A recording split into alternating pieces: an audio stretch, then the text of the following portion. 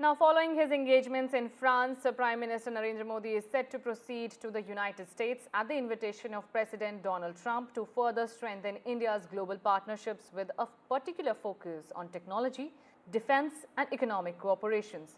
The two leaders are expected to discuss a range of strategic issues including trade, policies, defense cooperation and global security challenges, and is expected to propose tariff cuts and increased energy and defense imports during a meeting with US President Donald Trump. The Prime Minister is keen to avert a potential trade war and boost trade ties after President Trump threatened to reciprocal tariffs on many countries, including the BRICS. And for more on this, I'm also being joined by Dr. Tara Kharta, who is a former director of National Security Council Secretariat. Thank you so much, ma'am, for joining us and speaking to us.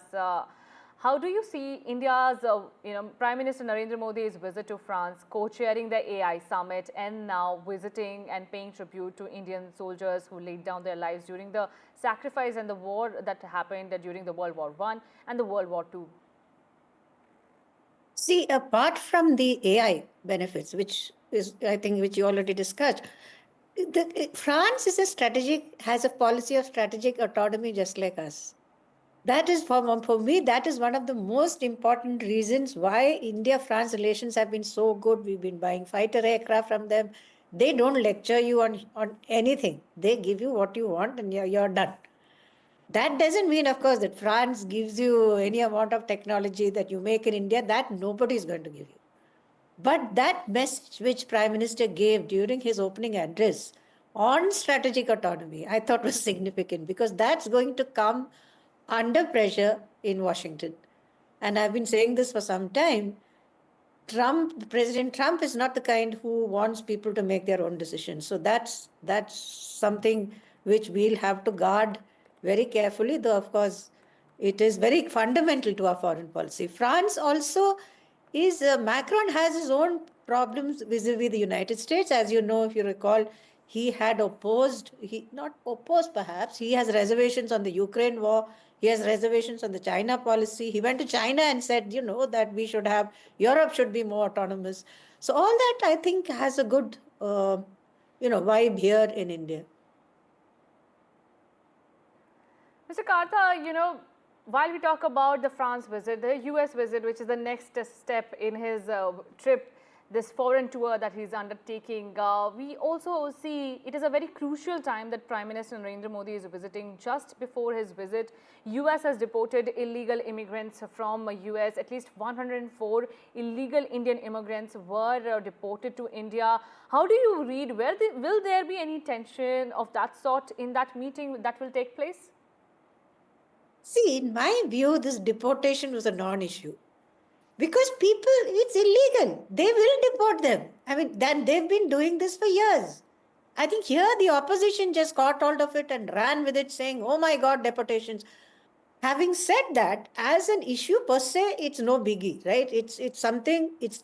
What we should look at is why the number of immigrants have gone up into the US. It's gone up, I think, quite a bit. I don't have the figures offhand.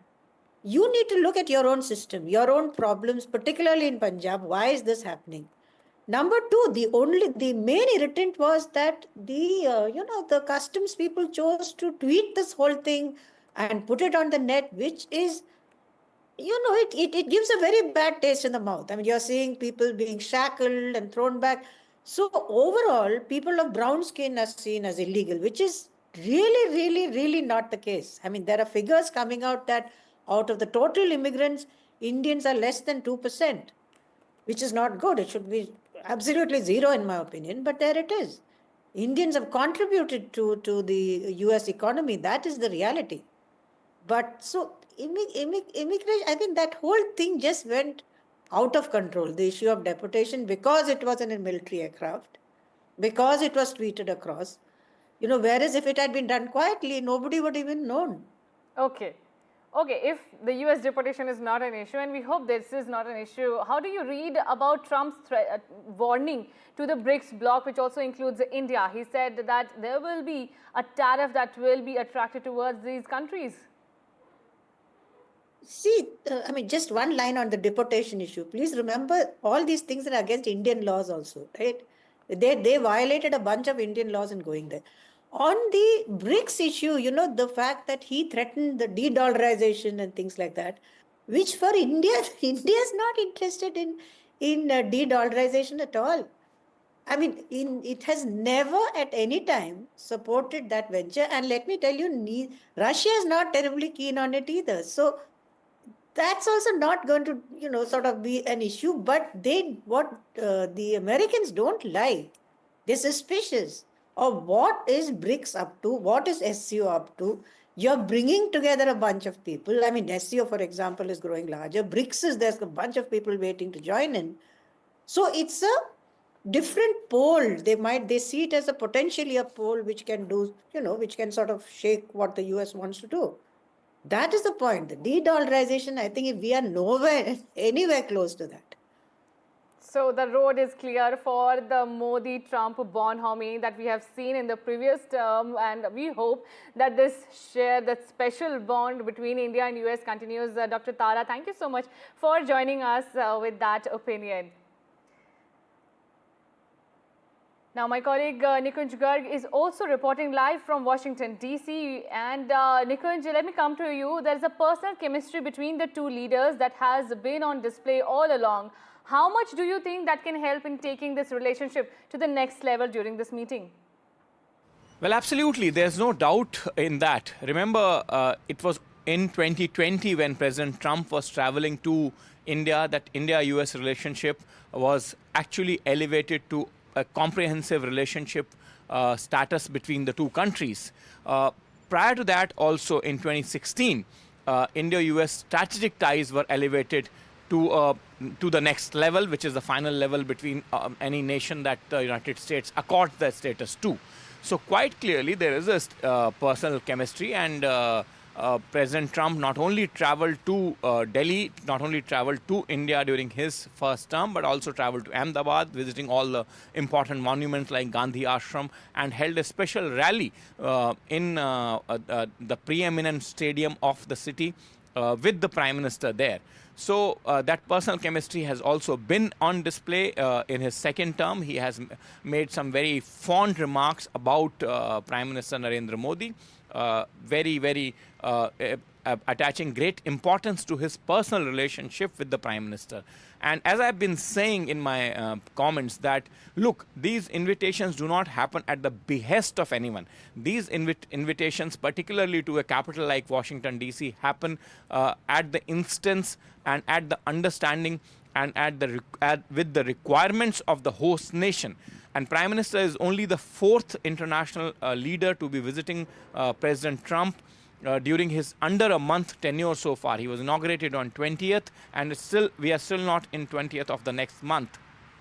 So quite clearly, the personal chemistry between the two leaders that has been at display will be at display, and as it happens at the apex of the political leadership or any leadership at all times, personal chemistry does help you tide over multiple issues, even sometimes issues of critical nature, because then you have innate trust in the other individual's capacity to understand the vexatious nature of those issues and tide over them over a period of time. Remember, when it comes to almost 1/4 of the humanity, the issues will be of vex nature, and patience would be critical. And patience, if displayed in the right amount at the right time, in the right proportion applied to the issues, can take you far in bilateral relationship, particularly bilateral relationship of consequential natures. So that comes with a personal understanding and personal rapport. So one cannot dwell more on the importance of personal rapport and personal chemistry. Relationships have been spoiled for the want of them, and relationships have been taken to completely next level because of personal chemistry. So that quite clearly will play a very critical role going forward in the entire term of President Trump. And when you start early, like you are starting now, when you hit the ground running, in case of this visit of Prime Minister Narendra Modi. Then you have a full period of 4 years wherein you can tide over various critical issues and take them to fruition in the best interest of the population of both the countries, which is so critical for democracies. Right. Nikunj, before letting you go, what do you think are the most critical issues for each side, and can be definitive progress be made on them? Well, look, issues are aplenty. And as I have been saying, that when you are talking of 1/4 of the humanity and nearly half of the population living under democracies in the world, issues would be there. And from India's point of view, remember, as I said earlier also, and as practically all leaders would acknowledge, that when it comes to democracies, people will remain the centerpiece of any relationship. People would drive those relationships. And any minor thorny issue apropos people will also be considered extremely important by democracies and democratically elected leaders, because eventually it's the people who are the master of their destinies. Having said that, from India's perspective, this is one place, this is one capital that can make sure that the kind of capital and technology, both that we need to transform our country's future, to transform the future of the future generations of Indians who wish to not only lead a better life, but globally competitive lives, and who do not see India, their life in India, just as a life of comfort in their backyard, but wish to make a place for themselves, a name for themselves in the global arena. Look, Prime Minister met Sundar Pichai just before he left after co-chairing that AI summit in Paris. So quite clearly, Indians are making their presence felt in the global arena. For that, they need opportunities, and for that, they need access to technology. And this is one capital that can make that possible in the entire global community of nations. So that would be the principal focus. People would remain centerpiece of our concerns. Any small minor issues, whether it is related to illegal migration, does not have the capacity to cast a shadow on the relationship, but would be taken at appropriate levels, and critical issues from both sides.